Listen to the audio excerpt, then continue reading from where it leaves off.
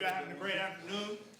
I'd like to welcome you guys to the ATL and Park edition of We Are the New Adults. It's going to be a panel discussion discussing adulthood, mental health, love, relationships, friendships, all the things that we did not know that we were not ready for coming up as 90s babies and 80s babies and not no 2000s babies. We'll take that. I'll take that. That's a win. We'll take that. But we're going to have a really good discussion for you guys today. I'm looking forward to hearing some of the opinions of the wonderful people we have here. We're going to take the time to introduce all of our panelists, starting with Miss Simone. Yeah, hey y'all, I'm Simone. I'm 1992, and I'm from Atlanta. Grew up in Cobb County, Marietta. I work in tech, and I also am an Atlanta influencer, so I run like a food and events blog. And a fun fact about me that might sway my opinion about stuff is I used to live in Thailand, so like living overseas really kind of like shaped a lot of things. So I'm excited to meet you guys and chat with you guys about stuff. Give her a round of applause. Hi guys, I'm Alexis. I am a part-time influencer on TikTok and a full-time Jamaican queen. I was born in Orlando and raised in Jamaica, so that's, the catalyst of who I am. And I've been here in Atlanta for the last 6 years, so I'm super excited to be here to talk about these amazing topics.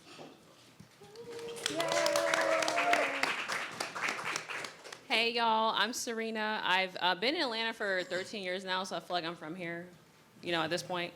And I'm in Airbnb, so like short-term rentals and real estate, property management. Fun fact about me, I'm a hard worker. That's not really fun. I'll get to something fun later, okay? But yeah, that's it. That's it for now. Give her a round of applause. Hello, everyone. I'm Jamal. I'm a personal injury attorney. I'm originally from South Carolina. I came here for law school, so I've been here almost 11 years. And since we're all doing fun facts, I lift weights. No. Does he? Hello everyone, my name is Ryan Mason. I'm from Birmingham, Alabama. I am a millennial. Although sometimes when people ask my age, I develop amnesia and, part of being a millennial, I guess. But I'm a builder, flipper. I operate about 60 short-term rental properties, so that's what I do every day, and they took all my fun facts. All right, hello everyone. How everyone is doing? I hope everyone is doing great. My name is Darius Cole. I'm glad to be here, with everyone today, having a good time. Hopefully we can get into some, great topics and things like that. But I'm originally from Baltimore, Maryland. I've been here for about 8 years now. So I'm an entrepreneur. I originally came here for accounting, but that didn't go too well. So I switched to entrepreneurship. So now I own a credit consulting firm. I trade stocks daily, and I also have an e-com store. So it's been going well for me. But yeah, I'm glad to be here. Give Darius a round of applause. And I'm your host. My name is Isaiah Thompson. I'm a local entrepreneur here in Atlanta. The ATL and Park staff are very, very good friends of mine, and I'm looking forward to doing this for them. So let's jump into it. Our first question for the afternoon, is what is one thing you thought you'd have figured out by now, but definitely do not? Coming into adulthood, what is something you was like, no, it's gonna be like this. And it's not like that. I'll go first. I definitely feel like life. I think when I was younger, my main thing was I had to have everything planned out. So by the time I was 25, I'd be married, I'd have kids, I'd have all these things figured out. And as I got older, I realized that it's okay to change my path. And so now I'm not married to certain things in my life. I just want to experience it and enjoy it. So I've given myself a lot of grace when it comes to that.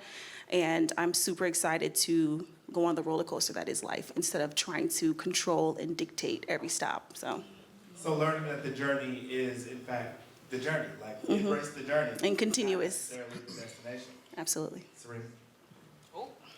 So I feel like I definitely agree with you. So I feel like everyone wants to get married and have kids by 25. But yeah, I feel like after time has passed, I reached my 30s. I'm like, ooh. But I feel like 30s is actually better for me, in my opinion, to get married and have kids because you're more financially stable, you're more mature, you've got things figured out. So I agree with her. But I also, it kind of sucks because I feel like I should have been a millionaire at once I reached 30. That was my goal. And so it kind of hurts that I feel like I haven't hit that goal.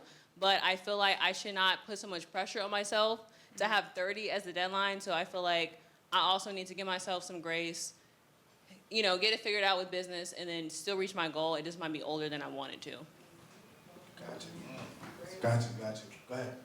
I agree with you, Serena. Giving yourself grace is extremely important. I've learned that over the years. And really the big thing is with social media and everything that we're watching every single day, it's important for us to really just take time from that and focus on ourselves. So the biggest thing for me that I've done recently is do that. Take a step back, reset. I'm in therapy. I love therapy. I encourage a lot of people to do that. But that's been impactful for me. And then also one of the biggest things is how many single people in the crowd, raise your hands. Okay. but dating has been an interesting thing for me. I've learned and grown through all of that. So that's my challenge right now, so. I definitely agree with, what you guys were saying. I would think, for me personally, I would say having the mindset of going to school, getting a degree, making my parents proud, getting an accounting job, coming here, establishing, what I thought would be something that, we all kind of grow up to kind of think what we're going to do in life, So when I came here and then, I get the job and, everything's going good and then all of a sudden it's like the rug gets swept underneath your feet and it's like, oh, the job and everything that I worked for going to school is now it's like the company I'm working for in accounting goes bankrupt. You know what I'm saying? So it's like, then after that. You can't plan for it. Exactly. You know what I'm saying? So, and then get into a car accident right after that. You know what I'm saying? So it just getting hit with a whole bunch of different things at one time and thinking the world is over, but me going through that also established a closer connection with God. You know what I'm saying? And in that dark space, it was a plan that God had set for me. You know what I'm saying? So realizing that, I was able to pretty much overcome that and understand my life isn't over. You know what I'm saying? This is just the beginning. This doesn't set the tone for anything of what you got going on and what you're going to do. God has something set for you. You know what I'm saying? And whether you realize that or not, as long as you don't give up, you'll accomplish whatever you're trying to do in life. Gotcha. That was a wonderful answer. Wonderful. So it sounds like with things waylaying you, right, throwing you off your game, right? You would say right now you feel like an adult? Oh yeah, for sure. You feel like an adult? Yeah. So out of all the adult things, right, what still catches you off guard that you feel like, whoa, I have to do this by myself now? What do you feel like is something like that? Just everyday life. So fortunately I had both my parents in my life. You know what I'm saying? So as a kid, you don't realize the weight of the work. You know what I'm saying? Until you step outside of that place. So once I stepped outside, it was just I got rent. You know what I'm saying? I got a car note. You feel me? Just stuff like that. I got a dog. His name Romero. Every other day something happened to him. You know what I'm saying? Is the dog living better than you? Definitely. So he's spoiled, but it's just every now and then, the other day I was telling my little brother, we came from somewhere, he's limping. He all day limping. And I'm just why are you limping? I'm he rubbing him, I'm rubbing on him, nothing, So the next day, he's regular again. So just having that expectation of, if I didn't have certain things in line, I would have had to pay another unexpected bill. You know what I'm saying? So I'm definitely an adult because I have certain things and parameters that's in place to protect myself. It's just like putting on armor, you know what I'm saying, and going to war. You never know what's going to be expected, but you need to be protected in the case that something could happen. And somebody might try to pierce your chest, but you armor plated. You know what I'm saying? So every day as adults, it's the unexpected happens. But are you protected as that person? You know, as that warrior? I feel it. Simone, what about you? What catches you off guard, even as we're traveling and navigating adulthood? Yeah, like for me, it really is similar to what everyone's saying. It's like life is so unpredictable and you really can't control the uncontrollable. And I do find myself like having to manage my own emotions, having to manage my own mentality, and different things. So really just learning how to kind of understand like life ebbs and flows and I can't control everything. And then like having a solution for stuff. That's like a big thing as an adult. Like if something happens, like me and my boyfriend were talking, like if I make a mess, I need to clean up my mess, obviously. Like it's just us in the house. And so it's kind of just like when you do stuff as an adult, you have to create that solution for it. And that's like the biggest thing. It's like I have to get things done and make things happen, so. Gotcha. Creating solutions for the problems that we create. Right. Okay, we'll take that. Jamal, what you got? I mean, yeah, I agree with everyone else here, but I'm gonna take it from a different angle because I love being an adult. I'm gonna keep it a buck with y'all because you can do what you want. Like everybody talking about all the responsibilities and all that, and that's cool and everything. Because yeah, I got responsibilities, but like probably a few months ago, I just went off the DR because I could, and I kind of enjoy being able to do stuff like that. You know what I mean? Like, and luckily, because I was not always in the position that I am now. Obviously, we're a little older. We're millennials, we're not Generation Z. Like at this point, a lot of us have children, a lot of us have, careers, everything like that. I have been blessed enough to be in a financial, position to where I can do things like that. So I don't want everybody to look at it, and I see we're discussing a lot of our responsibilities, and all of those are very important. We have to do that. But I do, I have to pay a mortgage, but I can. I have to pay a car note, but I can.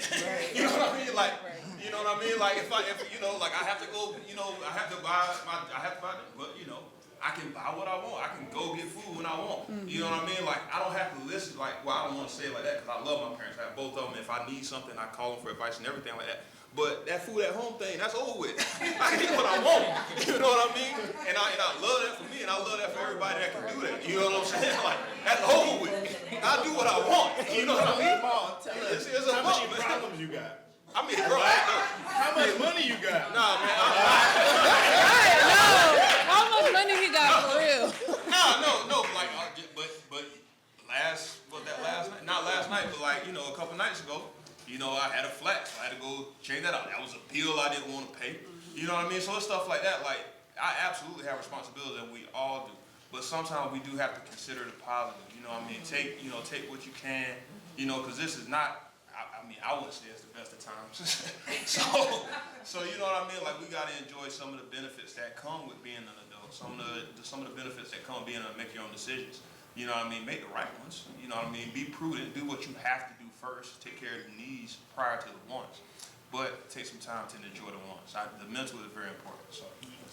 I agree with him because, yeah, I definitely agree with you because I feel the same way. So I feel like, yes, there's a lot of negatives. We have responsibilities. We have to pay bills. That sucks. But, like, the freedom that comes with this, I feel like the freedom outweighs the negatives to me. So, like, I can move to another country tomorrow, or I can do what I want, and I have to get permission, and I have to, worry about my family's, being able to cover certain expenses. So I definitely agree with you. I feel like there's more positive and negative to me. Yeah, I agree as well. Now, the big thing is the things that we did previously, this is the result, truthfully. A lot of people don't realize, like, the decisions we made a long time ago, shoot, some of them yesterday, I did a couple things yesterday, but anyway, like that's the result, so for me, I've been a full-time entrepreneur for 9 years, and what I've experienced is sometimes things can be almost robotic. You're used to operating a certain way. I have to tell myself all the time, like, hey, everybody does not operate the same way that you operate. So that's extremely important, and that's why I took time to take a step back, focus on myself, reposition myself. And, you know, I really do feel like if you're gonna work out all day, and then if you're gonna work out all day, We're looking but at you. it's a muscle though, like, you know, mentally, it's a muscle, you know. You have to make sure that you are, you know, you're exercising, you're also exercising your mind. Even spirituality, you know, I make sure that I'm not just watching church, but I'm in church. You know, that's been a big thing for me. And then also, you know, the emotional side of things, being in therapy, making sure that I am taking notes and I'm reflecting on the things and the decisions that I have made, not just in relationships, but also in everyday life is extremely important. Gotcha. That's wonderful. Give that answer a round of Okay. applause. So, everybody said a lot of things about actually realizing that we are all adults. If you could generalize adulthood into one word, what would that word be and why? Bittersweet. Okay. Yeah, bittersweet, I think, for a plethora of reasons. I think my background is a little bit different. I didn't have my parents growing up, so I've been thrusted into adulthood at a younger age. And so now I've learned that I have to forgive, and that was something that was really hard for me. So it is bittersweet. I think there's moments where I'm very happy to have the control and the access that I could, you know, no one's telling me to go do this and do that, but also the responsibility, like, hey, no one's telling you that you have to go to the dentist. No one's telling you that you have to go to the doctor. And so there was an article that I was reading, and it was talking about time poverty and how a lot of people experience that, where either you feel guilt or you don't have the time to take off to take care of your mental health, like you were talking about, take care of your physical health. And so as I've gotten older, I've realized the responsibility is on me to say, hey, you need to relax. You need to take a day. And so I'm still working on things. And then there's some moments where I'm like, I'm in the bed, it's raining, I'm listening to Beyonce, I'm like, oh my gosh, I wouldn't have this any other way, you know. But then there are times where I'm like, I do need to make budget cuts and stuff like that. So it's the only way that I can describe this feeling now at my age. It's a very bittersweet thing, but I'm grateful to not be a child anymore. Excellent. Jamal, give me a word. You know, the first word that comes to mind is discipline, because at the end of the day, you are your own boss. And it's in every little aspect of life. So I talked about how, you know, one of my favorite things is working out. But it's not just for the physical, it's for the mental as well. I realize, like, if I have an injury or if I have anything that's interfering with that, if I don't work out for a while, I don't feel well.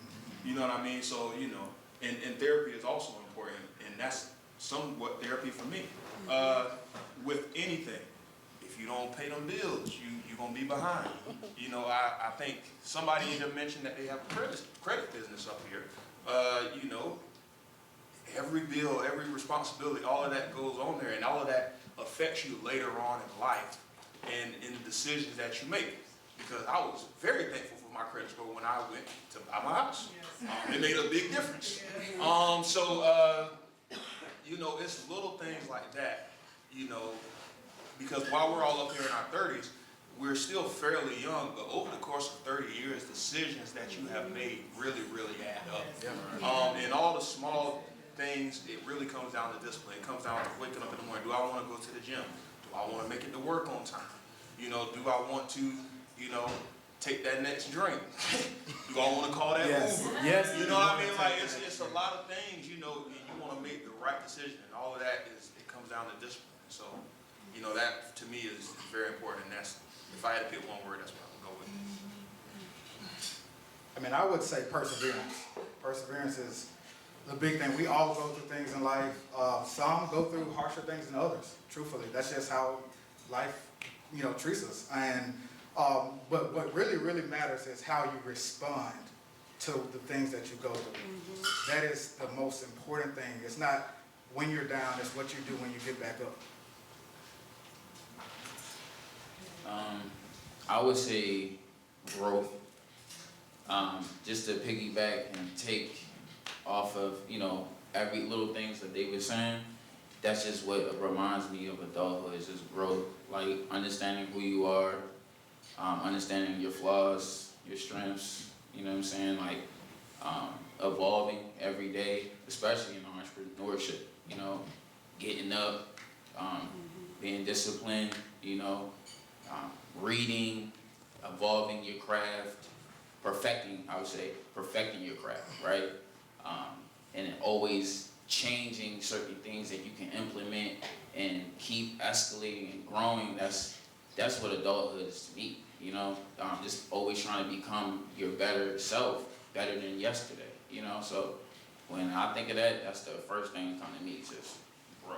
Be as big as you can possibly be in life, you know? So. Yeah, and for me, I would have to say it's like free will and authenticity. Like, It was on silent. Don't judge me, y'all. My phone was on silent, but I had an alarm set. I apologize. it happens, y'all. But no, yeah, free will and authenticity. Like, I feel like in life, so many times society, your family, everything puts like standards and guidance, and we're kind of like told what we're supposed to do with our life. But in reality, when you get older, you realize like, I can do what I want to do. I can work at this job, or I can build my own brand and work for me. I can do what I love, or I can not. And it's like, for me, the most exciting thing is like unlocking and finding things I love and like implementing them and just doing what I want and realizing like there is no rules, even though there are rules, obviously. Got you. So, we're gonna change gears. We're gonna start talking about success. Is everyone here over 30? Ladies, if you're apprehensive about answering, I would understand.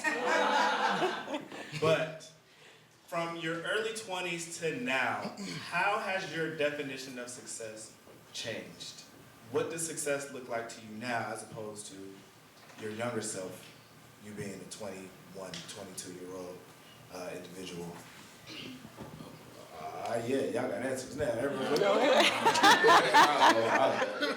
So when I was younger, it was more always about money, you know, money. Because after I was about, I'd say like 17, 18, I was like getting out in the world more.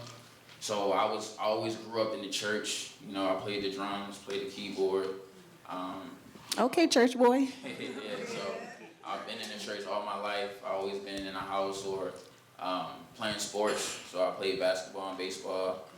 So besides those, if it wasn't either church or sports or something from after school, you know, program like the chess club or something like that, I'm home. And then so as soon as I stepped out the house at 17, 18, it was just like, you know, I'm riding the bus and things like that, and, you know, that need money. You know what I'm saying? Gotta get some food now. That need money. Transportation, you know, everybody wanna go in on something, you know, that need money, and I always used to get money from my parents. So after about 18, coming in the house late constantly, they basically cut me off. They like, we ain't funny no more. So at this point, I'm like, damn, I need money. You know, like I need this, need that. I'm basically outside asking my friends for certain things because I'm lacking. So in my early 20s growing up, I'm just like, man, I gotta get to the bag. You know, I got my first job at 18. You know what I'm saying? So I'm thinking money. Fast You were forward. behind the 8 ball, money. Huh? You were behind the 8 ball. Yeah. 18? Yeah. I know 14, 15, 16. That's what I'm saying. Like I was just, my parents had me, you know what I'm saying, for a while. So yeah, it was a blessing, you know, looking back and everything like that. But at the same time, it kind of skewed my way of life. So once I got out, you know, like I said, money.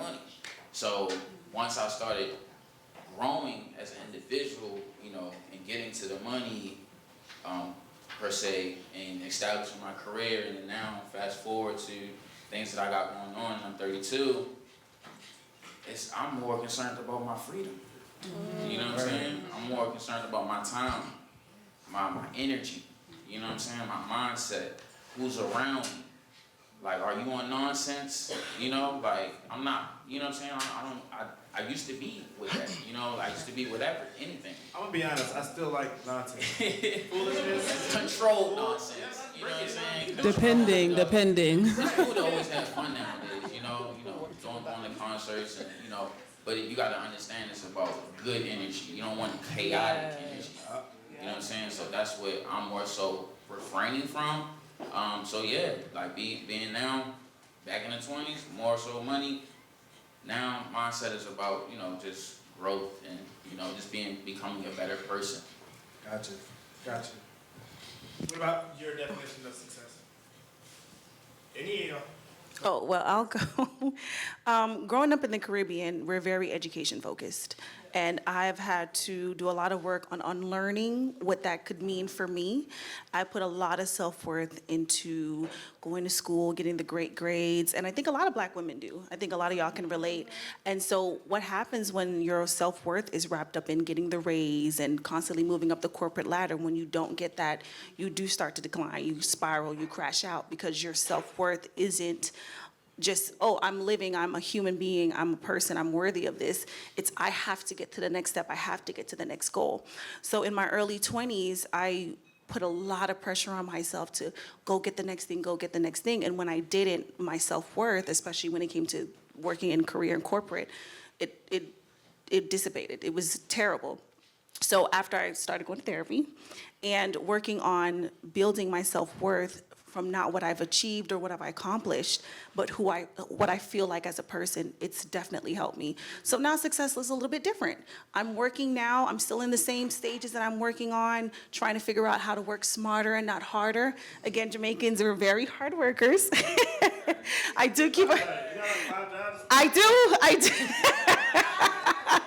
I do, you know, because again, the Bible says, if you break sweat, you'll, you know, break bread. So we took that literally. And so now it's just about me trying to find ways to make more money by doing less work and by having fun.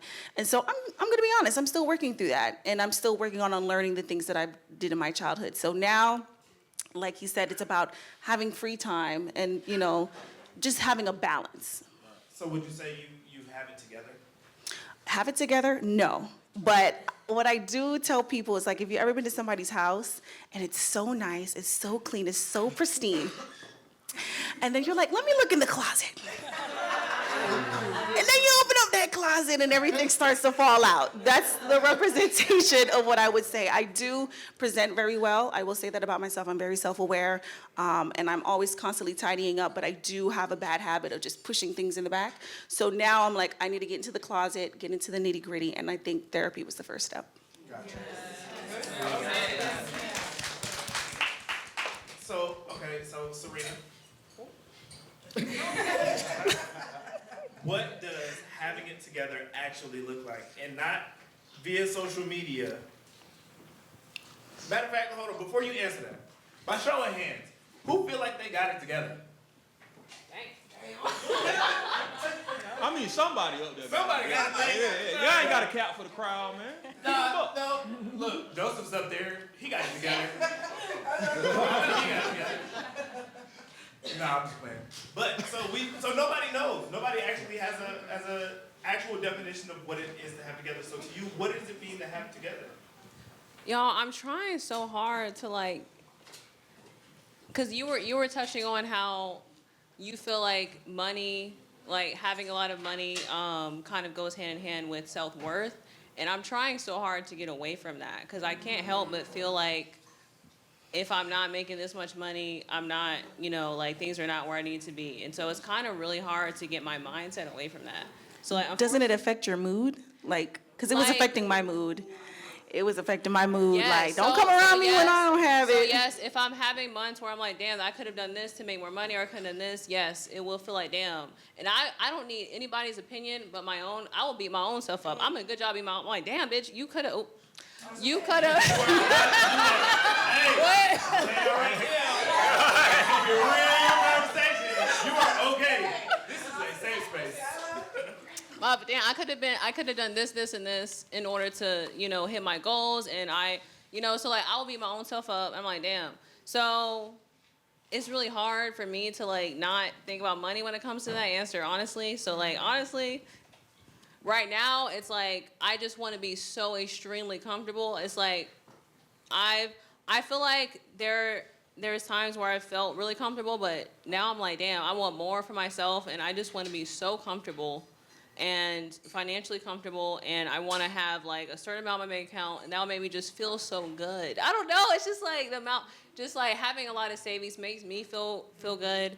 Having things great with my friends, you know, like relationships, family, boyfriend, that makes me feel like everything is where it should be as well. So it's like relationships are very important as well when it comes to that. So yeah, I guess like finances and relationships. So having finances in order and your personal relationships in order, that is having it together. Would you agree?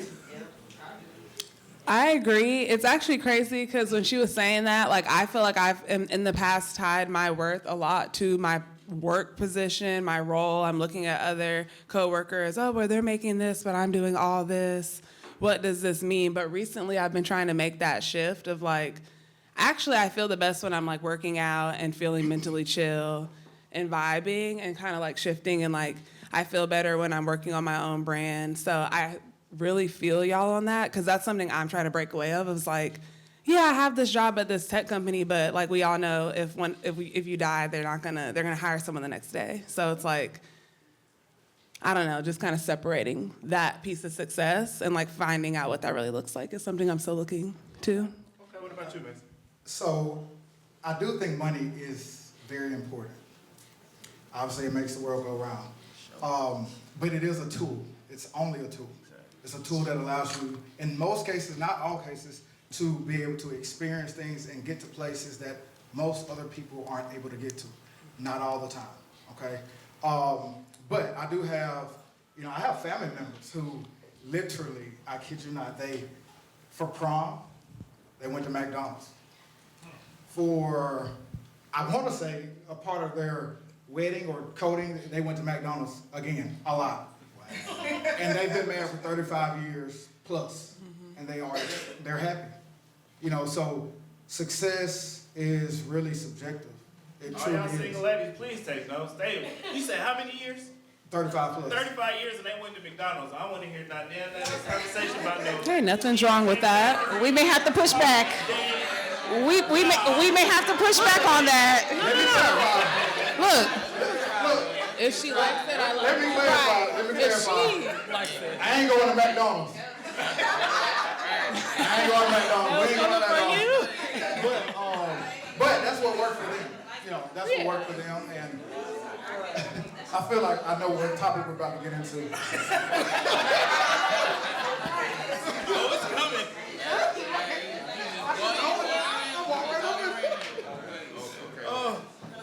Okay. Cool. Yeah. Y'all. I'm gonna stand up because that's one thing about success. Being able. No. I mean that's health. Health is well for that. But Ryan is absolutely correct because money matters a lot. And I'm not gonna pretend like it doesn't because money gives you a certain freedom, that you may not have. That's one thing I like about being an adult. But no, I mean success is on a spectrum. So it's not that I necessarily looked at success differently when I was in my 20s. It's just that what I had planned for myself was different. I'm not a big goal setter, but one thing that I wanted to do was go to law school. So I did that. And obviously I wanted to be a lawyer. And so then I did that. Then I have certain financial goals that I want to get to that I'm not at yet. I have certain things that I want to do that I have not done yet. But does that mean I'm not successful? So the question, is difficult to answer because just because you haven't necessarily made it where you want to be yet, it doesn't mean that you have not been a success. It does not mean that you have not, been doing the right things to get where you want to be. Because, I know a few of y'all in the crowd, and nobody said they have it together. And I'm like, some of y'all in this crowd damn sure got it together. That's what I'm talking about. Yeah, you know what I'm saying? Like, for real. So, you know what I mean? Like, it's an honor to be in a position where I can be around other folks that I look up to for success, that I can talk to, that I can speak to. And what they have obtained is something I would consider success. And that is what I'm working towards. And to me, it's not necessarily changed. It's just an ever-moving journey. And you know, one thing we've talked about is that it's very important to enjoy the journey, because you know, just because we're not where we want to be doesn't mean that we have not, you know, been successful. Yeah. That's what I gotta remind myself.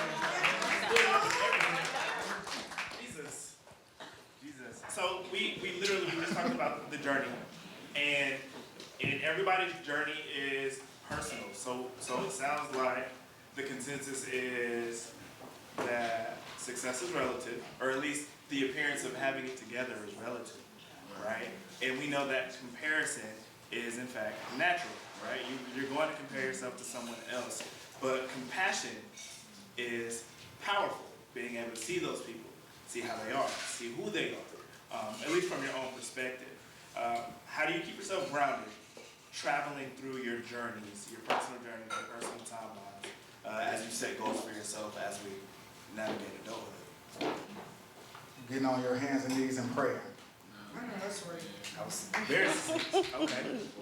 What else? I feel like I have this mindset and that no one agrees with, but I always say that I'm gonna call myself broke until I hit my goal, and so I feel like that's what keeps me grounded. It's like always saying I'm broke until I hit a certain goal. I haven't done anything. I kind of like take all the accomplishments I've made and throw them in the trash. I'm like, no, I haven't really done.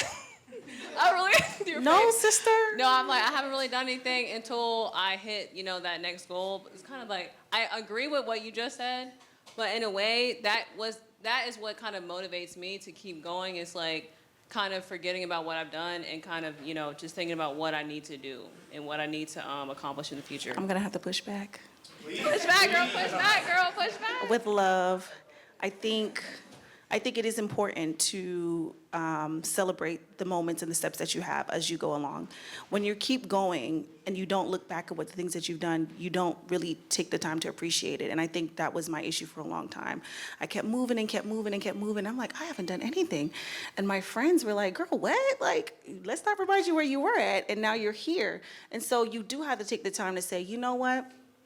I did this, you know what I'm saying? And I remember when I went to nail school and I got my my license for my nail certificate, and I was like, yeah, it's nice, but it's not a degree, And my friends was like, what? You took 10 months out of your life to learn a skill? Like, that's worthy of celebration. And I was downplaying it because it's not what I wanted.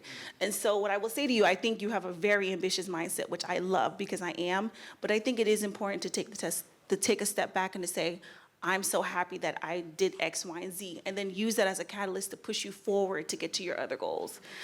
So for me, I keep myself humble and grounded with the friends that I have. Like, I remember I was going through a really rough time, and for me, I make rocks into mountains. So if it could be something small, and I'm going to find a way to blow it out of proportion. And I remember me and my friend we were supposed to go to the gym. And when I'm sad, all I want to do is go home, drink some wine, watch TV. I don't want to do anything. And I said, you know what? I'm not going to go to the gym today. And my friend was like, get up. And I was like, girl, who are you talking to? But she was saying, like, you didn't dot your I's, you didn't cross your T's. Life goes on. You still have a responsibility to yourself to show up for yourself. And that's one thing that I've learned, to not abandon myself or abandon my dreams. It's a bad day, not a bad life. So. Staying grounded. What are we doing?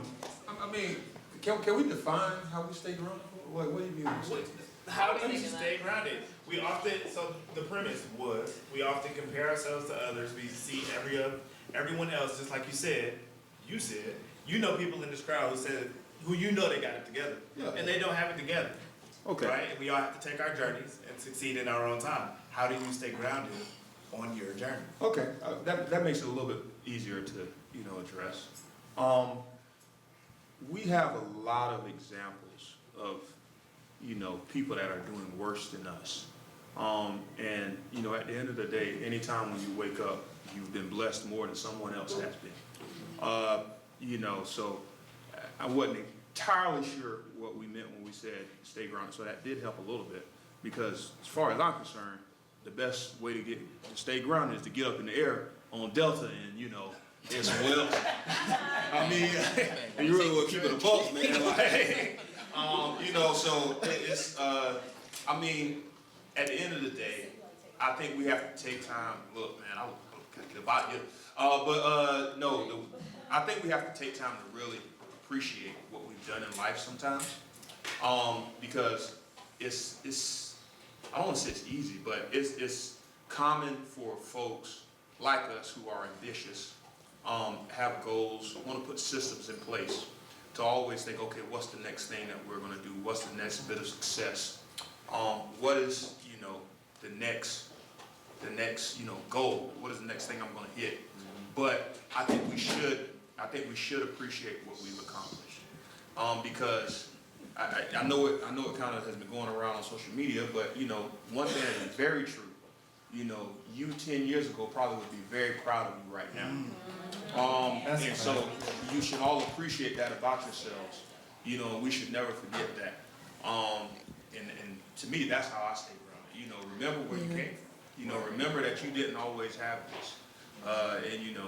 And then, pray that in 10 years, the you now is proud of yourself then. So, Yeah. Yeah. Oh, of that? Yeah, Bob. So I feel like Brittany's always telling me, to kind of just remember my accomplishments in the past and don't forget them. So I definitely agree with y'all. I feel like that's something I can work on, is kind of like thinking about what I've done, and just not throwing it in the trash, like I said earlier. Because, yeah, that is really important to, I guess, motivate you for the future as well. It's just remembering what you have done. And you haven't been wasting time for 10 years. You actually have been accomplishing something over these last, and I wouldn't trade places with myself from 10 years ago. So I definitely can see that. I just want to put this out there real quick. Hold on, I'm going to let you go. Y'all changed her mind in like 2 minutes. I was like, oh, okay. No, y'all did. My bad, y'all. I'm going to remember next time. But no, I mean, like you just said just now, I know this is a little bit off topic, but that's a good trait to have. Yeah. Oh, like yeah. a lot of people are gung-ho about where they felt like they were, or they're very defensive. Their immediate thing as humans, like we immediately get defensive. It's okay to change your mind. Mm-hmm. It's okay to take extra information. Hold that. You know what I mean? Like, hold that. We'll get there. We're going to get there. Simone, did you have something to add? Yeah, I was just gonna say I'm kind of similar. Like I always kind of resort back to my family, and like I journal a lot, so I'll say like, "Oh, the little girl you once were would be so proud of you" type vibes. So that's how I stay grounded. I just like think to myself, I'm like, okay, this is something I've always wanted to do. This is who I used to be. So just kind of like the basic answer, but it's real. So I can relate to you. I really can. For a good part of my life, I have a younger brother who is 7 years younger than me, and I preach to him about this all the time. But I myself have also always had very big goals. I mean, as far as I can remember, and those goals, I knew that I had to figure out, from not just other people, but how big they were. So for me, going through life, it's very easy to sit back and, like I said before, be a little bit sometimes robotic about things. Mm-hmm. I look back and I realize like the greater part of my 20s, the earlier part, I had my own office, I was head down, I was grinding, I was missing parties, and I do agree that it took a lot of that. It took a lot of sacrifice in that regard, but I also was not celebrating the small wins. Right. And before you know it, here I am. I'm not gonna say my age, but 43.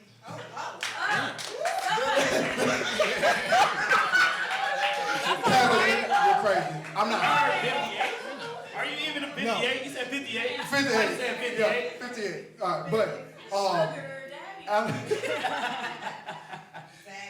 I realized after. Dang. All right, y'all are funny. Y'all are hilarious. I love you, by the way. But over time, seriously, of like not celebrating any of the small wins. When I finally decided to like really look back, I had a brand that was like, went on the #1 show in the country, Good Morning America. We made luxury leather shoelaces. Yes, I remember. That is,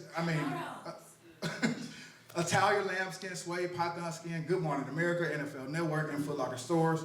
I've become a best-selling Amazon author as well. Like, so many different things have happened and transpired, and I kid you not, if I had if I really look back at myself and I realized that I didn't celebrate those small things, and like even on the way here, seriously, I prayed and I was like, I'm just so thankful for the big opportunities and the small opportunities and everything in between because, at the end of the day, like you said, I get to wake up and I get to do what I love doing.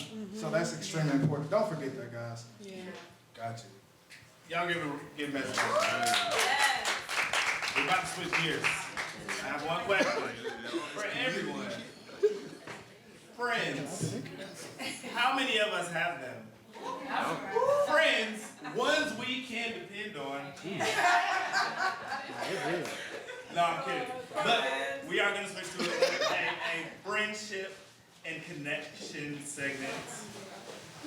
As we have all become adults, things start changing, friendships evolve. What is something no one told you about maintaining adult friendship? I would love to go first. I have a lot of experience in that, and me and my best friend, we had a break. We were done being friends, and during that time, because we had been friends for so long, I felt like I was overpouring into her, and she wasn't pouring into me. And when people were like, how can you be best friends with someone like that? How can you accept that person? How could you forgive that person? I had to take accountability when I really went into, why did I put this person on a pedestal? Why was I so invested in their life? I realized that I wasn't invested enough into my life. And so instead of looking at the other person and what they did and did not do for me, I had to look and say, what did you do for yourself? And so because I had so much love to give, I felt like by overextending myself, that was my way of showing love. And when they said no to me, I took that as, this is personal. You don't want to do this for me. When they had set clear boundaries and I didn't. So as I move through my friendships and I'm getting older, I've realized that there's a need for me to prioritize myself. And just because I said no doesn't mean that I'm a bad friend. It just means that that's not something that I can do. So friendships, they always are ever changing. People are here for a reason, season, and lifetime, and you don't get to choose that. They get to choose that for you.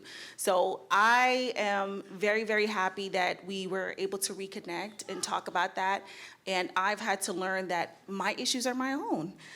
For example, I had a lot of abandonment issues from my parents, and if I called you, you didn't call me back, you was getting that block. But I had to realize that, okay. But continue. I had to realize that these issues are my own. I can't project my issues onto somebody else. They were busy. And so that led me into a wormhole of having an anxiety attachment, and that ran into my relationships. And so a person doesn't have to be on my beck and call. And I've had to learn to control that and to really self-soothe. So, yeah. I love that. Jamal?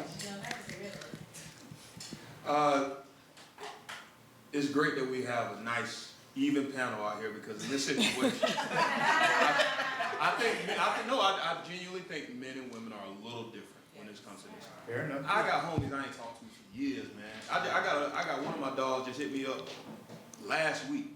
I ain't seen bruh in about 3 years, and it was cool. There wasn't no issues. And so I think with those, and I think it's not just me. I think it's generally I think it's generally men. Like, we don't have quite as intimate as a relationship as women.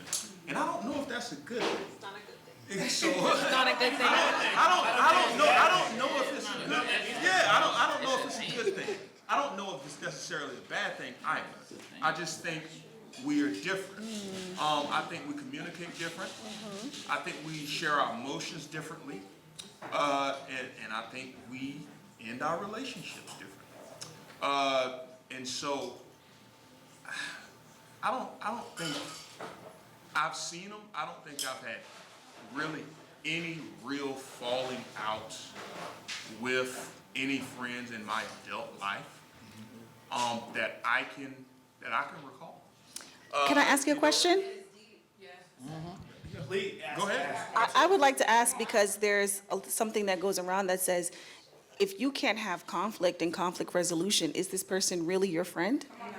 It's like Well, surface level, isn't it? So that's why I'm gonna be like, men and women are different again, because we don't get in as many conflicts. We're not fighting But each other. is it because? But wait, is it because you guys are kind of talking about service level? You know, Well, wait. No, come is on, it service level? Yeah. Like Uncle Rob, the leg that came down from the chest. Hold on. You know. What'd you say? All I said was it's surface. She said It's surface level She said it, and because I piggyback. you're never gonna have conflict when it's all surface level. Wait, can Hey, bro, did you go to the gym today? I have a question No. for you. You know what fallouts with your guy friends is because y'all don't talk about the deep shit. Yeah. Women, we're wired that way. We talk about the deep shit. No, I agree with that. All the time. No, all the time. Not just that one time that you and your friend had a good conversation. All the time. Can I'm I? following my homegirl on the way home in the car, and I'm giving her the deep shit. This is what we do. So can I That's get? the difference that you was talking about. Okay. Can I get in it? Since because all of the ladies have mics, this is great. No. Because can y'all give me an example of what happens with men where there should be a situation where you think there's a conflict that can give me an example? There's plenty of examples. You're asking, is there an example of, from a woman's perspective, of a conflict that men should have and we don't have? Yeah, give me. Fucking bitches. No, I have a scenario. I have a scenario for you. Having I have sex with a. each other's women. Oh, she can. No, wait, so are you saying I should fall out with my friend because he hit, what are you saying? That's That's what I'm saying. Like, what are you saying? Hold on. We're gonna go to the audience for this one. Yeah, you know what I'm saying? If he hit my girl, yeah, like it's gonna be a fallout. That's never happened. That's never happened. You know what I mean? Like what situation? I'm gonna take a different approach. Bria is my cousin, but I know for men, it's not what you say, it's how you say it. So I'm gonna come to you in a different light. So I was dating someone 2 years ago, and he started to fall out with his friend because he said for 7 years, this friend has asked him for money, has done things, and he just keep giving him money, keep giving him stuff. And I'm like, for 7 years, it took you 7 years to realize that this is not your friend unless you can do something for them. And I've noticed that with men, even with my brother, people that y'all call friends, y'all might not have no conflict for years. The moment I realize you're using me or you're not really my friend, I'm addressing it right there. But a man would say, y'all always falling out. Oh, she ain't come to your birthday dinner, it's a problem.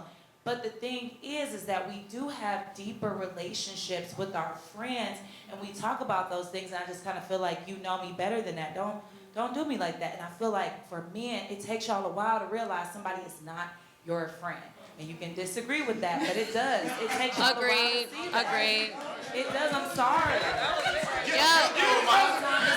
No, because no, I agree with her. But before he goes, I'm gonna address that. And before he goes, I'm gonna address it. So, number one, you mentioned the money. Ain't nobody ever asked me for no money for over the course of 7 years. That's never happened, because if it was, it would have gotten interest. Right. And I've had friends that have asked me for money before, and I get paid back. And not all of them have done that. That is an honest situation. I have people that owe me a lot of money. But we have not necessarily fallen off. But if you ask me for money, you don't ask me for money again. You know what I mean? But it's not necessarily something I have fallen out of. I've never given somebody anything that I couldn't afford to lose. And so I do understand the situation. But you also gave another example there where you talked about women falling out over somebody not going to their birthday party. That doesn't happen with us. That doesn't happen. But wait. It's the principle. It's the principle, though. The person needs to communicate. It's the principle for me. You need to communicate why you can't come.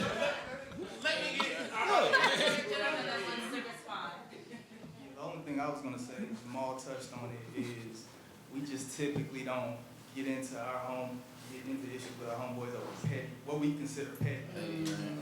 So it's not about we don't have real relationships with our homeboys, or we don't talk about real things. We do. Just eat them I don't think we're qualified to speak on that. So like with our homeboys, we talk about relationship issues we might have, anything, money, all of those things, but we know it's a bigger picture. If my homeboy came into my birthday party, he was sick or whatever the reason is, I'm not gonna, cut him off for that. So I think it really comes down there. We're just different. We're wired different. So is it because you don't hold each other accountable? So like certain things you guys do wrong to each other, y'all just ignore it and you don't hold each other accountable and talk about what you did that made each other, sad, angry. It's not about that. They just ignore the issues and act like it didn't happen. It's not about ignoring it. It's just not important to bring. Well, he was just saying how apparently somebody owes him a ton of money, but he probably didn't discuss that with him. You know what I mean? That's not a general issue that men have. I got niggas that owe me Each other accountable.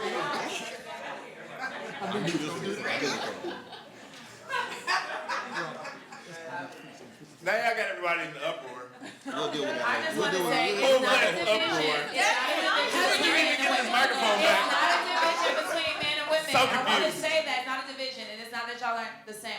What I'm saying is that when I was dating someone, they realized they were at a point, this is not my friend. It took him longer, that's all I said, to realize that this person wasn't his friend than it would a woman. That's all I'm saying. I'm not saying y'all don't got real relationships. It takes y'all longer. No. Leave. No, I have a mic. Come on. We are not about to box. No. I'm just saying. I agree. If this- I agree with what the young lady was saying. Like that is true, but at a certain time, for other people, everybody's different. So yeah, for him, it could have took him 7, 8 years, whatever. But for me, like no. You know what I'm saying? Like if I watch what you do, not what you say. You know what I'm saying? So if there's certain things that hey, like yo, bro, I need some bread or whatever, cool. And then you tell me you're gonna pay me back and you don't pay me back, it's noted. I'm not gonna be like, yo, like you ain't paying back, or cut them off or whatever, because we might have certain friend groups that is mutual.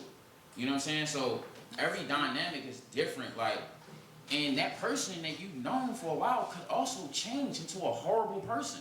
So it's not that at one time they were friends and things like that.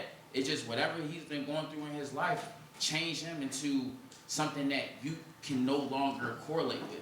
You know what I'm saying? So certain things like that happens as well. I've been in a situation where I've known somebody over a decade, done stuff for, never had an issue ever.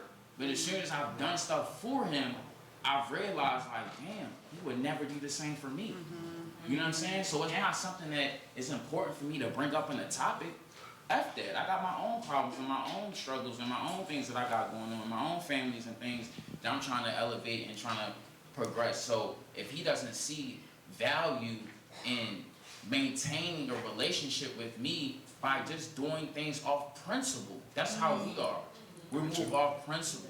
So if you can't at least talk to me about certain problems that you're going through, it's not always about the money or certain things. It's more about just sitting down and being like, yo, bro, I'm going through it. I remember I said I was gonna pay you on Friday, but look, something came up, I can't. I would value that way more than you just ghosting me. You know what I'm saying? You're not saying anything to me about you owing me $500 because you came to me when you needed it. So now you running away when you So how do you feel about? No, wait. Let me get. Okay. So, do you think that cutting people off is a matter of avoidance, or should it be a preferred method? Like, do you think it's not a preferred method? It's going to happen on its own. Right. You know what I'm saying? So, I piggyback. If he doesn't feel value on speaking on certain things, then I'm not going to bring myself to the table either. You know what I'm saying? So that's how I feel like a lot of guys genuinely approach the situation. It's like, all right, cool. Like, we just not going to go on the table no more. It's not a conversation where we got to announce that our friendship is done. It just happens. You know? Got you. Exactly. I need a lady to chime in on this. Cutting people off, are we, like, is this I think an it's- okay thing? Is it avoidance? I think it's dependent on the situation. There are some times where I think, especially as women, we feel the need to explain and to say, hey, you did this to me. But people are adults. So if they know what they did to you, you know what I'm saying? Sometimes the conversation is not needed. So I think it just depends. And also, how do you value that friendship? When me and my friend had our spat, I valued her friendship a lot. And when we, I guess, broke up, it was a very, very deep cut for me. And it hurt more than a breakup. It honestly did. So for me, I didn't want to just cut the relationship off. I wanted to give her an opportunity to explain herself. And then when she didn't respond the way that I thought she would, that's when I felt like it was necessary to let that go. And we were able to come back together. But yeah, I think it's just situational dependent. Mhm. Got you. So, before you answer, do you think there is a time where cutting someone off is valid? Yeah. Like, it's cool, like, we're not gonna have a conversation about it. We ain't gonna talk about it, I'm gonna just. Yeah. They're I adults. think it's a like, term that we hear from so many women today, blocked. I feel like it's a better idea to have that final conversation. Right. To at least, so that they understand where they fucked up at, you know? And I think that's important so that at least they learn. Like there's one positive. If the friendship doesn't work out, they know what they did wrong. I like people to know what they did wrong, me personally. Now I wasn't like that when I was younger. I would used to cut people off, but as I got older, I'm like, okay, I feel like they should know at least what they did or how I felt about the situation. So I am more like open to let people know how I feel now. However, if someone does cut somebody off, no fault to them. Like, girl, I get you, girl. If you gotta do what you gotta do. But I like to let people know what they did. yeah, I'm the same exact way. Like, I'm actually terrible at cutting people off, and I've had friends since like elementary school almost. But the thing is, you have friends for different seasons, different reasons. And so like, you know, I have had a lot of agree to disagree moments with people where it's like, hey, I don't like that you did this. You don't like that I did that. Let's talk about it. And we still are friends. But there's a lot of times where it's just like, hey, maybe if it's something that's against my values, like lying or who knows, whatever it is for me, I might say, hey, this is a non-negotiable. Like, no one I've known has ever moved like this, and I don't want to do it. But I think I would give them that. I don't really like just ghosting them and leaving them forever if they're like my home girl. A dude's different, but with a girl on girl, mm-mm. I mean, I think what y'all said is Are you laughing because she said girl on girl? Pause. No, y'all know what I mean, though. well, speaking on that. What's about to happen? I'm sorry. No, we're not going there. We're not going there. No, speaking on that, one thing that we've all kind of discussing on here is girl and girl relationships and male relationships. But men and women can also be friends. And so one thing a lot of people forget that, and I think y'all kind of hit on it a little bit, and I will kind of add a little bit to that. You'll be amazed how oblivious some people are sometimes. Mm-hmm. Sometimes people really don't know what they did. Yeah. You know, and you may think they know. They may really not know. The faces, like, they really may not know. You know what I mean? Like, people come from different backgrounds, people come from different cultures. I know me in Atlanta, I'm a lot different than y'all here. You know, just keeping it a buck. Like, in South Carolina, we take things differently. Yes. And so, we all come from different backgrounds, different cultures. You know what I mean? And sometimes you should give some people at least, I won't even necessarily say grace, but you should give them the risk of at least letting them know, hey, this is what bothered me. You know, and then get their perspective of why they did that. Because in reality, you may have done something that bothered them, which is what caused that reaction. And in reality, y'all are both just being passive aggressive, and nobody told nobody what the situation was, and now y'all fell off for no reason. And we can really keep it a buck about that, man. So like sometimes y'all need to be honest, and when I say y'all, I'm including myself in this. Sometimes we all need to be honest with one another. And if this person was really your friend, you can really talk to them and tell them what's up. You know what I mean? You should be honest with them. I agree with that, but certain people, they refuse to, I guess, take accountability for anything they ever did wrong. And so with certain people, it is difficult to explain like how they hurt you. because they always want to play the victim. So it depends on the person. With certain people, yeah, like with people who always have to be the victim, those people are kind of impossible to explain like what they did wrong because they refuse to take accountability no matter what they did. And certain other people are able to take accountability. So I really think it boils down to who this person is. Like, are they the type to take accountability or just play the victim all the time? Did you try? Have you been with have you had a friend That's narcissist? this. Like, Yes, this is a yes or no question. Have you met like a narcissist friend who refuses to take accountability to play the victim every single time? What narcissism means? No, in fairness, she is right. I've No, seen it's that like they'll situation. flip it. They'll flip it on you, and now you're. Find that out by trying. Yeah, exactly. Got him arguing again. I can't say anything to you. Yes. And that's how you find out by trying. Yes, And exactly. it makes it difficult for you to be vulnerable with them because you're like, they're gonna turn it into Yep. something. They'll flip it, and now you're the villain. Dang, I just wanna talk to you, but I know it's gonna be a fight, so I just avoid it. Exactly. Y'all literally are saying, like, my point is, did you say anything? What didn't you They're say? saying that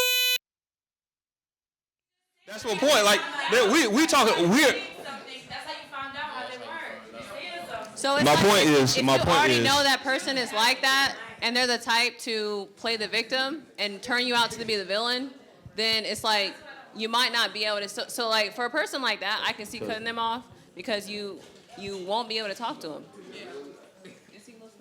No. I'm definitely listening. That I think is a different situation than what we were talking about. That is completely valid. I think that's completely valid. Certain people, we know certain people's personality. I'm only saying my only position, so I don't want it to be misunderstood. Because a lot of people some people hear what they want to hear. I'm not saying any of y'all do that, but some people hear what they want to hear. The only thing that I'm saying is you should give people the opportunity to understand what it is that they did wrong. And so if they are not trying to hear that, then we're talking about a different conversation. Then it's okay, I think, to move on because that person is not trying to do that. So that's the only thing I'm saying. Okay. So it sounds like it requires a good amount of, in order to maintain the healthy friendships,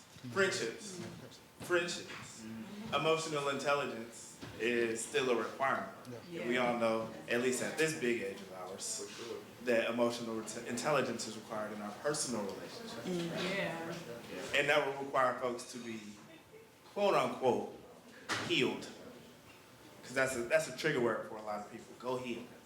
Go to therapy. That triggers a lot of folks. So a lot of people have been going to therapy. A lot of people have been doing the self-work, which is a good thing in theory. Do you think that people are too healed to date? I don't think you can ever be completely healed. It's always going to be a journey. Let me specify, because I heard somebody say, what does that mean? I heard, yes. It says, do you think we are too healed to date? Now, has emotional intelligence made modern dating better or worse? Better, for sure. Because like what I was touching on about narcissist friends is like, if someone has a personality type, it's impossible to, resolve conflicts. You know what I mean? So certain personality types, you will never be able to resolve conflicts if they have a certain personality trait based on maybe the trauma that they experienced as a child or whatever. So I feel like people really have to be healed. Maybe that's why people are like how they are today, because they haven't had therapy or worked out their trauma. But I think also people feel like there's a level of perfection that comes with that, and people are still human. So I guess maybe in your point, you're saying, are people expecting perfectly placed people in the dating world, and that's not possible. I've gone through years of therapy. I'm still anxious attachment, and that's something I'm gonna have to deal with every day. So I need to find someone that is gonna be patient enough to work with me while I'm still going through those things, while I self-soothe, So I do feel like because of social media and because of the access that we have in the dating world, people feel like, oh, I can find somebody that doesn't have this particular issue. But when you meet them, they have another particular issue. And so we run into that cycle where you're just constantly Xing people and accepting people and Xing people. And so instead of working with that person and figuring what that issue is. So I do believe that when it comes to healing or going through that journey through therapy, you're never going to get to a point where you're just like, I'm perfect, I am healed, nothing triggers me. You're gonna be able to get the tools to help you with your triggers, So for me, with my abandonment issues, like I said before, like I take it personal when I call you. You need to answer the phone before it rings, okay? and I was just about to say, shout out to her therapist. But Yeah. No. Tracy gets me together. I can't try that with Tracy. Tracy gets me together, but now I have the tools. So if I call you and I leave a message or I text you, I don't have to run through 10 different scenarios to see why you're avoiding me. And I realize it has nothing to do with me. Yeah. And so I think that's also another thing, main character syndrome when it comes to dating and it comes to real life. It's not always about you, which is what I say to myself. So, yeah. Right. So tools are just tools until you use them. You know, so the thing about therapy and emotional intelligence and learning more about, you know, life and what you're going through, it's not just about becoming more aware of how others treat you and watching them, but it's also about how that coincides with how you respond and act to things and being more aware about yourself as well at the same time. So it's a delicate balance because I believe we all have experienced, you know, people who are very aware of the way you're treating them, but also in the other sense, they're not aware of the actions that they have, you know, shown us as well. So it's extremely important to understand that it goes both ways. Yes to that. Oh, it's my turn? only if you want to. My single friend said, I don't have these problems. These are not issues that I deal with, and that's okay. I deal with it. As far as like that, the question is kind of throwing me off a little bit. How so? Because you saying, what is too healed? Like, what is that? Like, what does that mean? Do you think with everyone going? Matter of fact, I'm gonna rephrase this for you. Do you go to therapy? No. Have you been to therapy? Yeah. Okay. Do you set boundaries? Yeah, of course. Okay.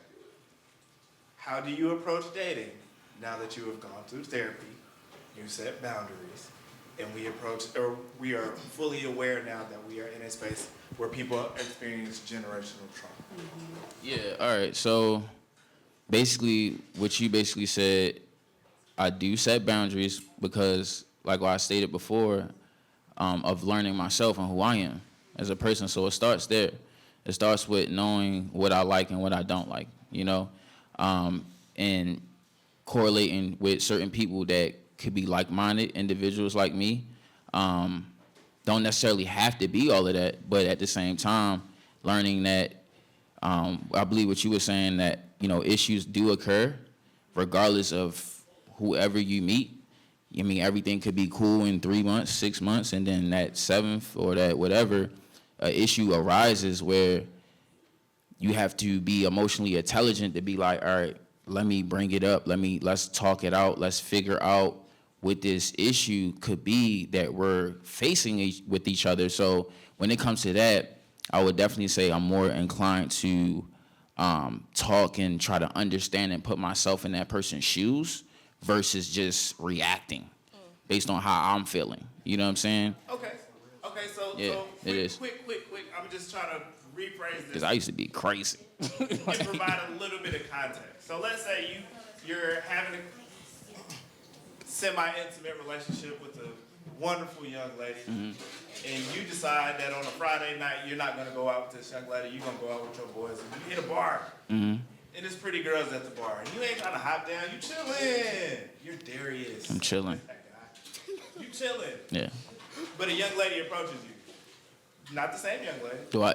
Am I with the girl? Nah. Okay. Because we're just dating. We're not in a relationship. We're just dating. All right. And now, no, she was not. He was there with his peoples. He's having a time. A young lady decides to chat you up. And while your back is turned, this other young lady who you are semi-intimate with decides to walk in and see you. You got your wrap hands on. Are we? Am I meeting her there?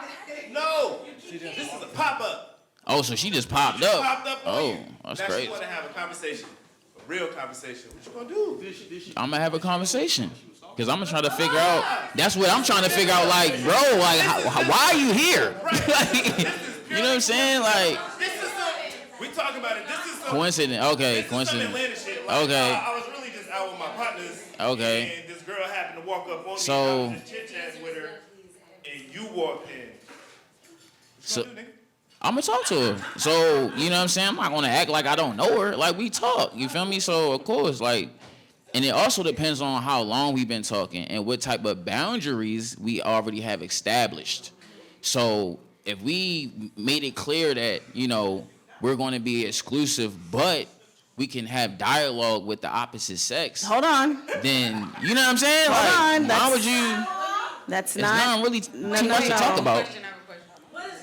What if you haven't established the boundaries, but she's still like upset because she sees it right in front of her face? How are you gonna talk to her? How are you gonna react?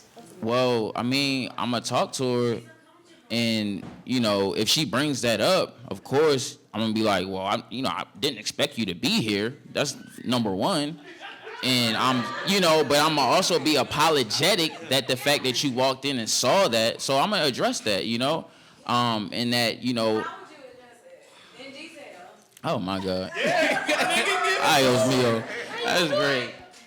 So, I mean, all right, it's crazy, but as far as, well, is it like clubby or like, what is it? Like, is it a lounge? Loud enough. Is- We're at, Wait. somebody give me a good bar that you like to go to. No, he says semi-intimate. That's what I'm saying, like, Wait. Remember the fact Wait, all hold on. right. Wait, are we upstairs or downstairs? Upstairs, okay. So, Upstairs at Rocksteady. so it also, This Darius. oh my God. Wait, I'm hold on. like, well, first, let's, Wait, let's hold on, dial it real down. quick, though. Let's dial it down. Because Let's be exclusive respectable. and not exclusive, there's no gray line. Either you're my man or you're not my man. So if I'm just saying the roles were reversed, no one's coming up to me and checking me about This nothing Atlanta. because you're not my This is man. Atlanta. So, but I'm just gonna let the conversation ride, but there's no Stop the dialogue cap. if you're my You know what I'm man. saying? Like, this Atlanta, like, come on, bro. No, there's no cap. That is. Either you're my man or you're not my man. There's You no good, you good. in between. Before he answers, I do want to say that has been a topic of conversation a lot of like, if you haven't made it official with the person, what does that mean? Like, It means that you're dating. Yeah. It's like, dating what and then dating- dating yeah. exclusively. That's so, it.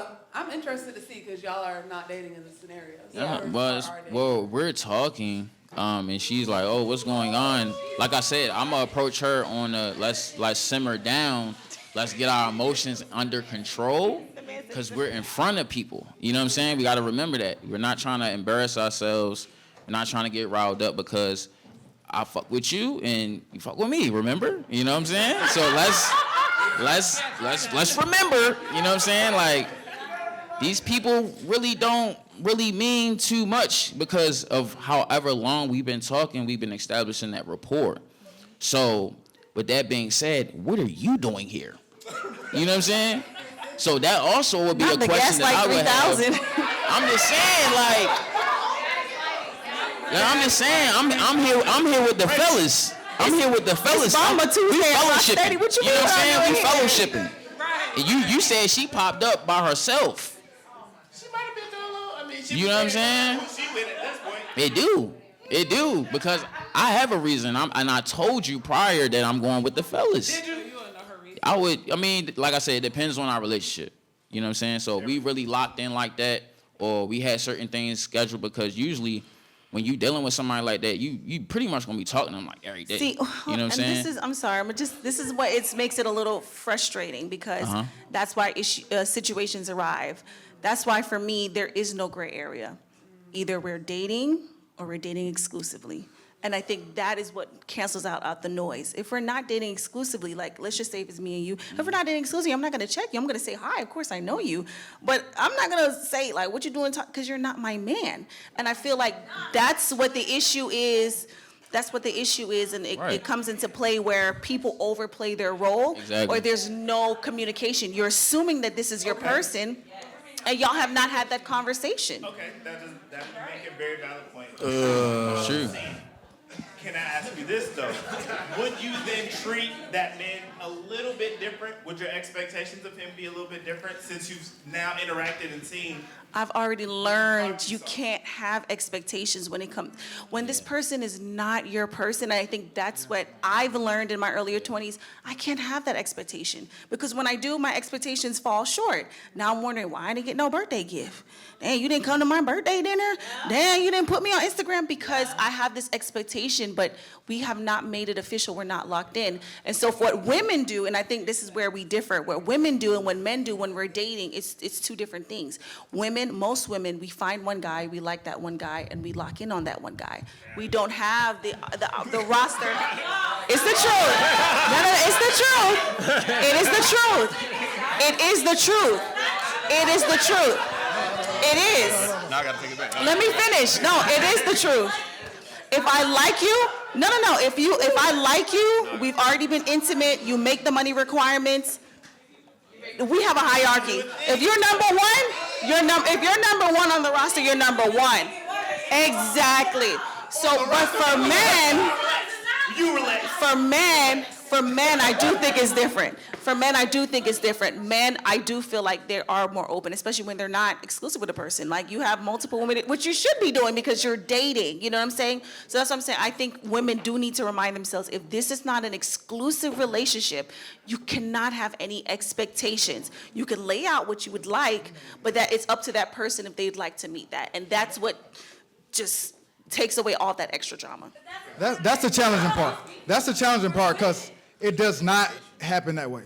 Damn, that was a lot of contradictions. It just doesn't happen that way. How?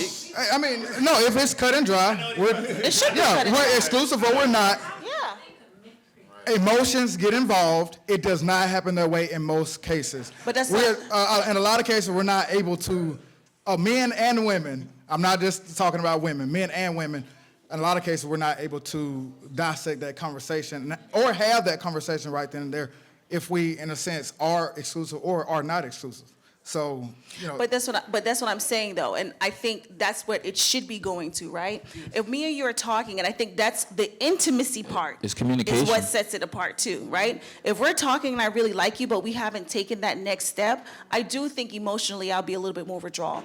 If we're talking but we're not exclusive and we have taken that next step, yes, there's a certain delicacy that needs to be taken because we have initiated our body parts together. Yeah, I gave you the flower, right? But that's what I'm saying. I do think it is important for us to have those But that's conversations. what I think the issue is a lot of people go about relationships and dynamics and just go about it, whatever, you know what I'm saying, and not have conversations. It's communication. Like you need to be communicating with that person that you're dealing with and you have quote unquote expectations on, you know what I'm saying? So if you're not communicating certain dynamics or how you might be feeling about this person, or you got too much pride or ego, you know what I'm saying, that let somebody know like, hey, I actually like you. You know what I'm saying? Like I actually want to develop a relationship with you, however it might be, but that's what the conversation needs to be had. And if the feeling is not mutual, instead of continuing it, we let it go, because I think that's what it is. Yeah. I can say, hey, I really like you, and you're like, Alexis, I really like you, but this much. Not enough to be exclusive with you or give you what you want. Then it should be on to me to say, you know what, I appreciate the honesty, but this doesn't work for me because I'm already emotionally invested. What happens is you tell me the truth, because men do tell the truth. Women, we do kind of hear what we want to hear, right? Sometimes. And we do hear what we want to hear, and instead of letting it go and saying, you know, we just aren't on that same path, we continue, and then that's where the expectations happen. All right, man. First and foremost, again, thank y'all for coming. Like Kayla said earlier, if you're taking content for social media, please tag ATL and Park, as well as one of our illustrious guests today. Skip them. Nobody likes them. No. Or Kayla, or Nikki, or Brittany. We're going to do Q&A.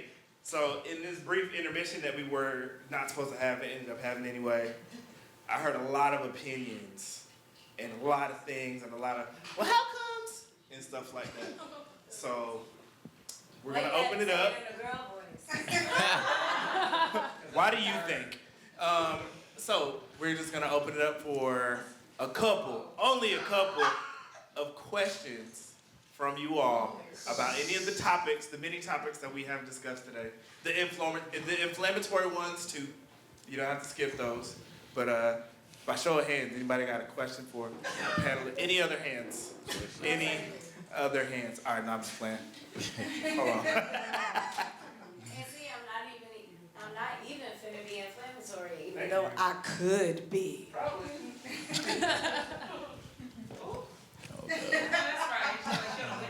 Oh God. Oh God. Okay, look. Okay, so hey panel, how y'all doing? What's up? Nah, you had asked a question about a couple of the things, or one of the things that reminds you about being an adult, or the things that are repetitive in your life, whatever. And I just thought that it was hilarious that no one brought up laundry. That's because we don't do it. That's an issue? That's it. Ooh, cause you got money, and so you can afford to have somebody else do it. That's a I love problem. that for you. Laundry is actually like my biggest villain enemy. It's an ick, y'all. That's actually the biggest thing. I have a huge pile of laundry right now on my couch that needs to be folded. And when people come over, the whole house is clean, but it is kind of like, hey, I don't look in my closet. So that is, it's constant. My closet definitely came up. Yeah. So I feel that. It's weird. It's constant. I don't get how our parents did it. I didn't know. Everybody. The woman, at least, you know. I didn't know laundry was a problem. I've been doing my own laundry since like 13 because I didn't want my mama to shrink my stuff. So I'm sorry. Who? I literally told my mama last week that she gonna owe me $50 because she shrunk one of my shirts. I was like, don't do my laundry. I'm a little bit toxic, like how you was talking about one of the benefits of being an adult. I am a habitual buyer. I am going to buy new everything. I'm just going to get me a new bra. I'm at the shirt. I just buy. So I do laundry. It is expensive, but that's one of the gifts to myself. It is. It's a gift to myself. So of course there's things that you can't repurchase. Like I wear scrubs during the week, so I have to do at least once a week with that. But everything else, baby, it's new panties, new bras, new shirts, new pants, new jewelry. I have an issue and I'm working on it, but that's how I treat myself. So we asked Jamal the question of how many problems he got, how much money he got, and it was a lot. I told you I have 5 jobs, so I have 5 different incomes. How much money you got? A lot. Lord. Any other questions? All right, so first I want to say it's a beautiful panel of women and men. I see that, the 3 men back there are very successful. I know you guys personally, I know that. The 3 women, you all are very successful as well. I don't see any wedding rings, I may be wrong, but my question is, as a strong woman, my question is, as a strong woman and as a strong man, what are you looking for in your partner? As a woman, are you looking for a strong man who already has his money, who's set in his ways and knows what he wants? And as a man, are you looking for, as a man, you 3 who I know personally, have your money, have your things together, and knowing what you want, how much are you willing to compromise when you're looking for your mate? Awesome. The men. Should we do the men first or the women first? Men first or women first? Y'all know y'all going first. I don't care. Hey, is this thing on? I know y'all got opinions. So I got a man's. Hey, baby.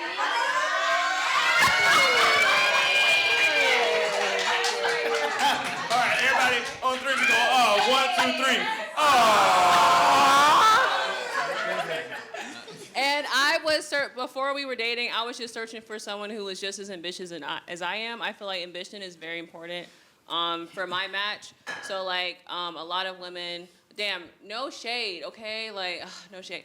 But I was not looking to, have someone, cater to me and pay for all my stuff and they're my sole provider. And I was really looking for someone who is my equal so we can both build together. Because I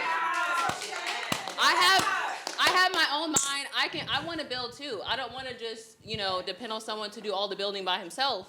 And I'm a hard worker, so we can build together. Clearly. That was my mindset. How many properties left? Hold on, here we go, one more question. No, I'm piggybacking off of you because I love what you just said. And for me, I think that the money is great, right? It's very, very important. And there's a lot of things about a man in general that are very important. But for me, I think it's about chemistry and it's about trust.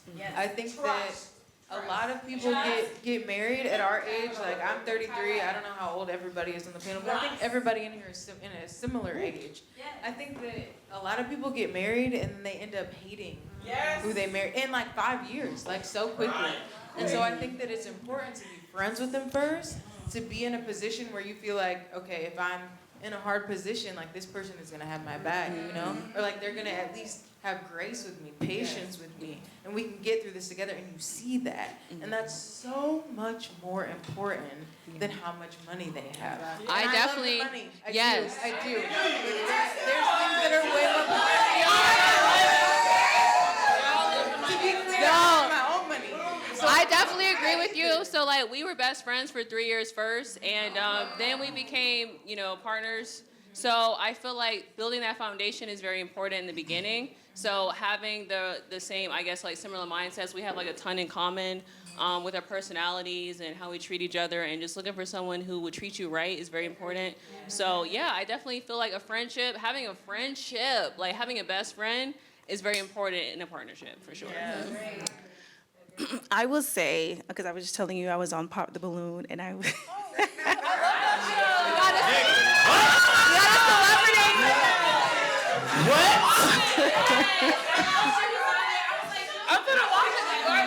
Way to bury the lead. Pull it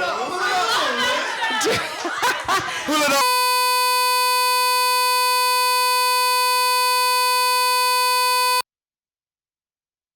Emotionally intelligent, calm, collected. That show is the bane of my existence. That show is bad for the black community. I'm putting it's up there with crack, bro. It's terrible. it's Houseway. I just want to end up on it was very experimental for me. I definitely did it for a lot of exposure and just to see. I was just young. I was like, you know what, let me do it. And I do like Arlette and BM. I do think the show can be divisive, and it's social media based, so that's what it's there for. So yes, I went on there, and the balloons sounded like gunshots. Okay, I did say a lot of unfavorable things, but it doesn't give way for you to explain yourself or to explain the way that you think. I am a very strong-minded individual. I don't think independence is a bad thing. I do like to lead, but I feel like what I was looking for and what I am currently looking for is someone that's equally yoked to me. Value I think value comes in a lot of different places. I think value comes in a lot of different packages. You know what I'm saying? Like you were saying, like it doesn't always have to be monetary. Or you know what I'm saying? I've met people who make as much as I do, but their debt isn't as high as mine. And so I can definitely work with that. So for me, what I'm focused on is meeting someone where they're at, but also I'm gonna be honest. I don't want to date someone that's below me. I don't. I'm gonna be completely honest. And I think that's something that's pushed on black women a lot is to date under. And I think we always operate in extremes. It doesn't have to be extreme. Just because I'm not going to date a McDonald's worker doesn't mean that I have to date a CEO. So it doesn't have to be in these very extreme social media, one in a lifetime chances. I just want someone I'm going to be able to learn from. And that can be in any field. So it doesn't have to be someone in corporate. I've dated, people who work in construction that make really good money. I've done trade work. I'm a service provider. I've dated other service providers. They make money as well. So it's all about, what we can do together and what can I learn from my partner and what they can learn from me. So what is below you? Is it a number? Yeah, absolutely. There's a number. There is a number. But I want to be clear. I still treat people with respect. As a person who has multiple streams of income, I'm never going to down someone because they work at a fast food restaurant. This is a person that's worked Chick-fil-A. I've done Lyft. I've done anything to pay my bills. Not everything, but you know what I mean. So there's always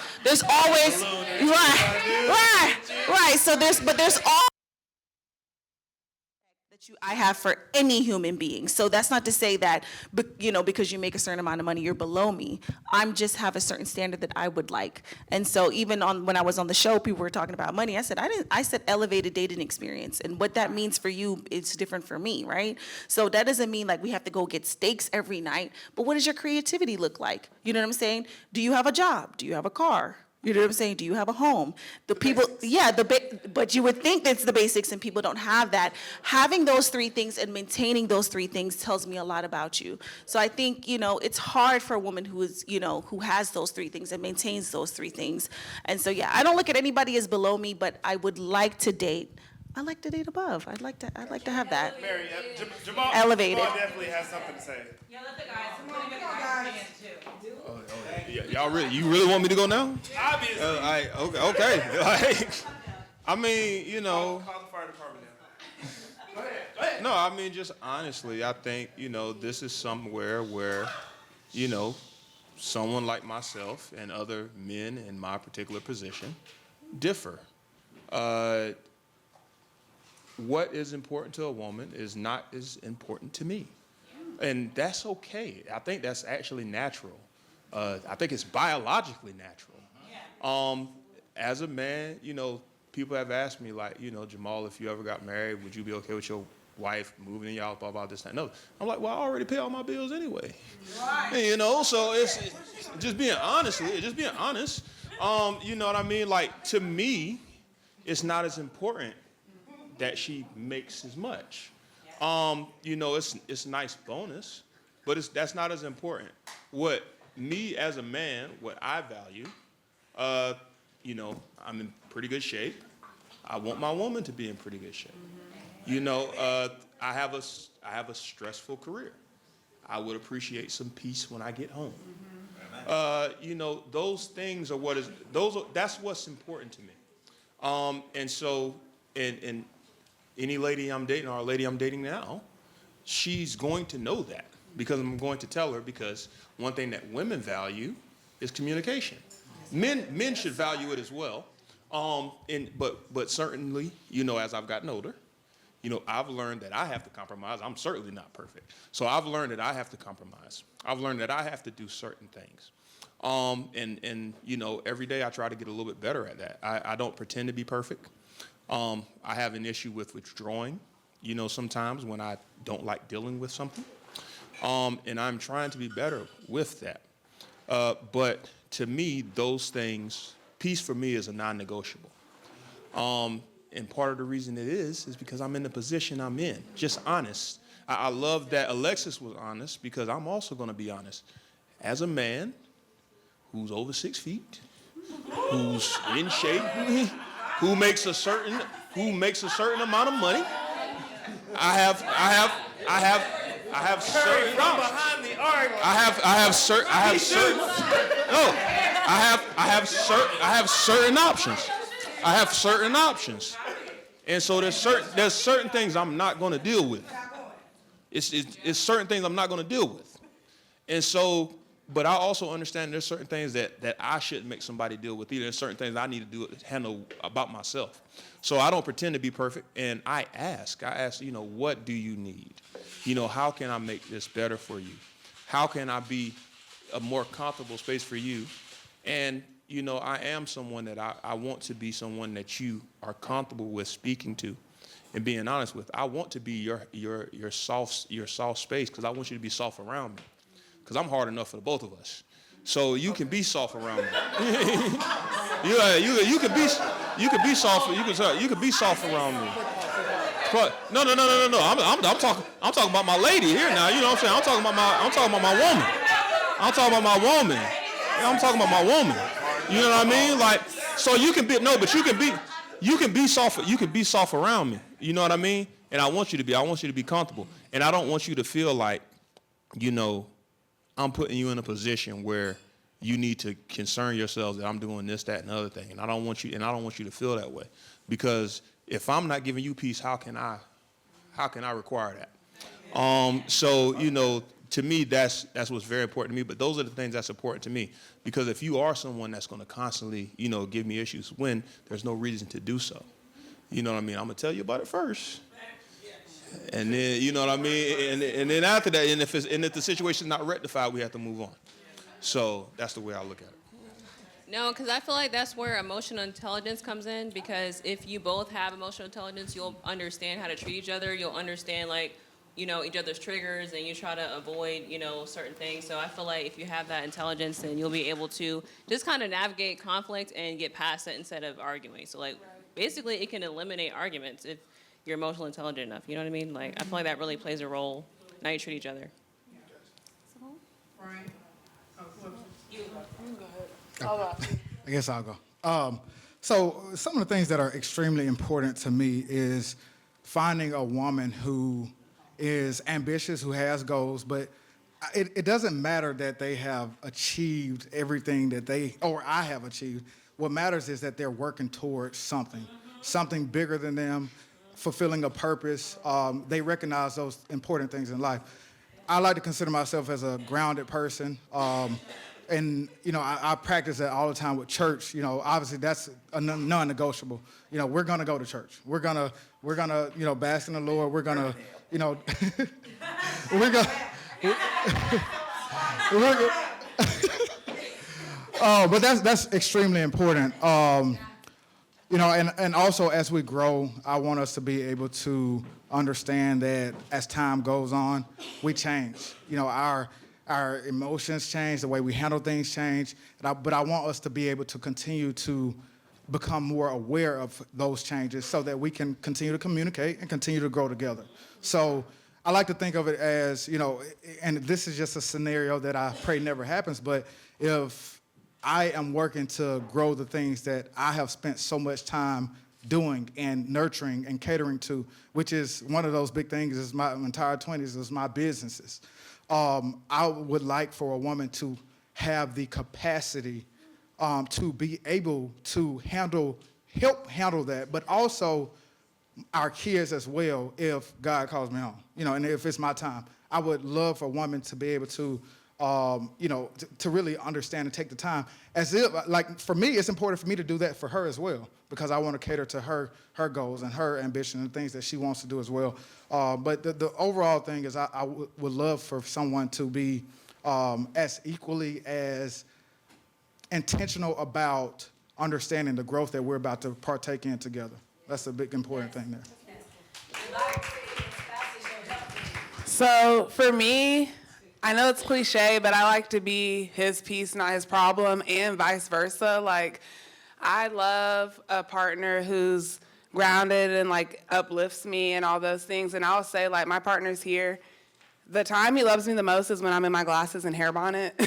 And it's like, as a Black woman, that's huge, because that's like the time we're most chill and vulnerable. And so for me, it's so important. Like, my man loves me when I might even question myself, if that makes sense. And so I think it's about partnership. It's about best friends. I play video games on Xbox. Me and him will do a 2K tournament. I love, he's right there behind y'all. Yeah. All three. 1, 2, 3. Yeah, we be playing. I'll be playing. But no, y'all, like, I think, like, the fact that we're best friends is, like, the main thing. Like, we are able to really, for real, communicate. I've had issues with mental health and different things, and it's like he's always been there for me, support my goals, like, support my food blog, support me traveling. I like to solo travel because I like time alone. He says, yeah, babe, go.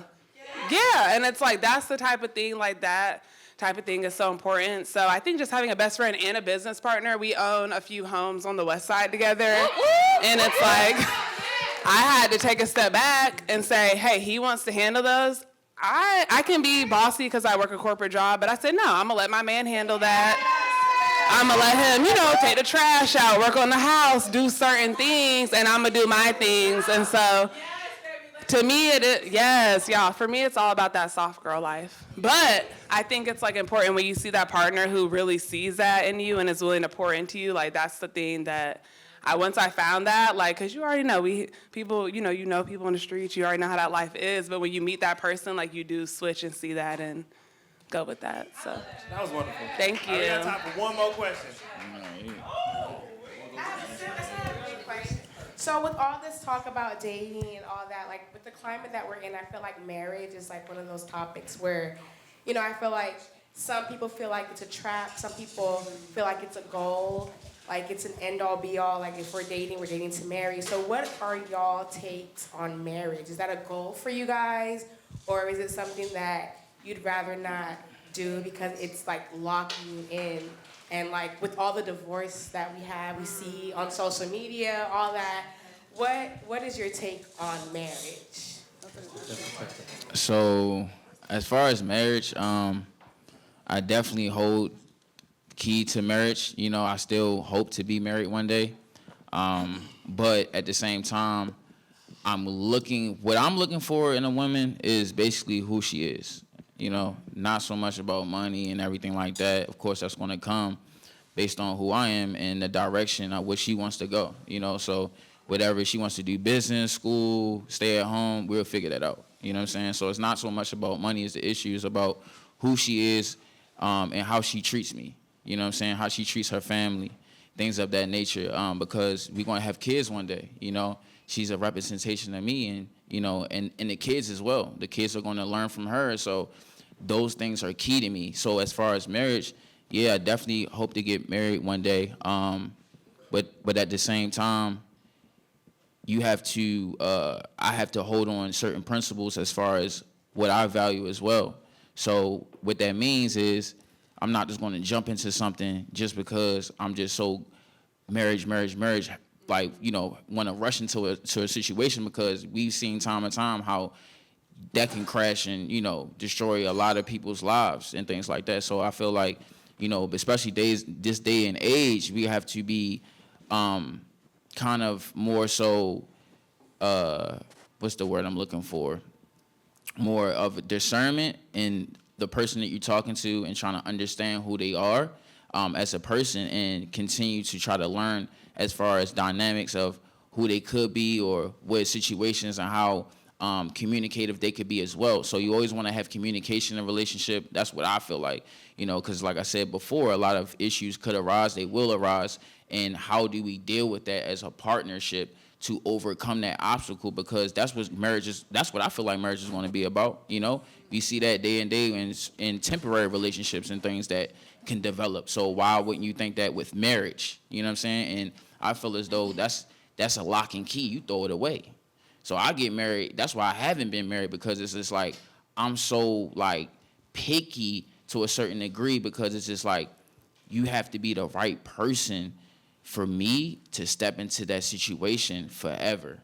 Right. So. Can you stand up and show us what you're wearing real quick? What you mean? He said you was freshman. That is husband material. Y'all didn't hear what you said? They said they're going to put you on today. That's crazy. That's crazy work. Come back for the next edition. It's just gonna be a matchmaker game for Darius. That's it. We're just gonna play the single people's game on for Darius. Good answer, my boy. All right, that's gonna conclude this show today. We really appreciate you all for coming. Give the loudest round of applause that you can for our panelists today. They were 100% amazing. On behalf of ATL Park, we couldn't have asked for anything better. That was amazing, you guys. That was fantastic. Good job. Good job. We really appreciate y'all guys, man. We'll see y'all next time. Y'all have a good one. Awesome